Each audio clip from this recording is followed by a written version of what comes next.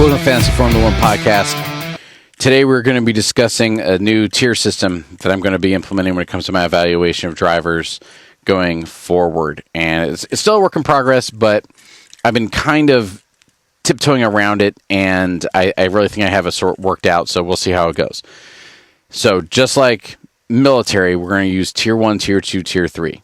Your Tier 1 drivers are valued at $20 million or above, and they have a return of investment 1.0 or more. I'll go into details here in a second. Tier 1, 20 million and above, with a return on that investment of 1.0 points per million. So every race, you need to be getting at least 20 points. Tier 2 is from 10 million up to 19.99, or 10 million up to 20, with it non-inclusive. And you need to be getting either a half point or as close to 1 as you can get return on investment for that in points per million. And then Tier 3 is 0 to 9.9999 million in cost, with a return on investment of 0 to 0.49. And the reason why we're doing this tier system is because we need different things from different tier drivers. For your top tiers, think Max Verstappen, think Lewis Hamilton, all right? We don't need, like, those. The Tier 1 drivers are the drivers you need to have, otherwise you're just going to lose. With Max Verstappen, anybody who did not want to have Max Verstappen on their team, whether for a moral principle or whatever, you were not competitive in 2023 if you didn't have Max Verstappen on your team and you didn't have Red Bull as a constructor. Sergio Perez, got it. You can, with McLaren and with Fernando Alonso, how they were operating, like there was a little bit of wiggle room there, but you had to have Max Verstappen, right? Yes, some people could probably have worked out with Lewis Hamilton at times, but in the end, Max Verstappen was so overtly dominant, you had to have him. That's like the big example I have for that year, for Tier 1. Tier 2, you need to think your Aston Martins, right? Think your McLarens. Think those drivers that started out in the 10, 11, $12 million and then start doing really well, and you start getting a lot of great return on investment with those drivers, and you needed to buy into them early so you could ride that success and start getting all those points at a relatively low cost. Because remember, you only have $100 million. So as soon as your $20 million drivers, you get 3 of them, well, now you don't even have enough money for a good constructor, right? And keep in mind, this is all talking talking drivers. This isn't talking constructors yet. Haven't gotten to constructors yet. So Tier 2 is your $10 to $20 million range, and your 5 to 1 non-inclusive points per million.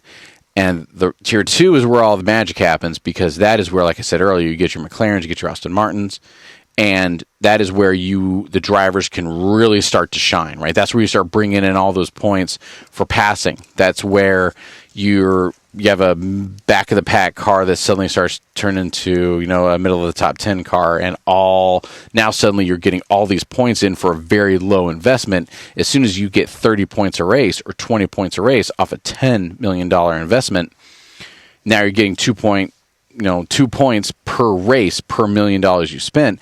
And the reason why it's important to get into that early is because the game will start to balance itself out. As soon as you have a Tier 2 team, like a $10 or $15 million team, and you start to do, or driver, and you start to do really well, their value is going to increase, and it will be harder for people to buy in.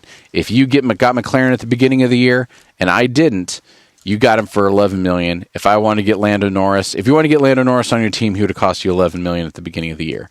If I waited until the last race to try and get Lando Norris on my team, he would have cost me just south of $20 million.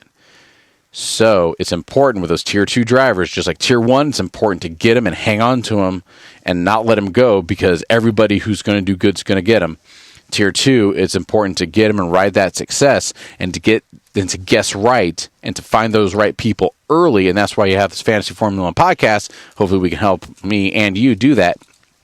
But that's what you're looking for those Tier 2 drivers. And then Tier 3 are the 0 to 10 million.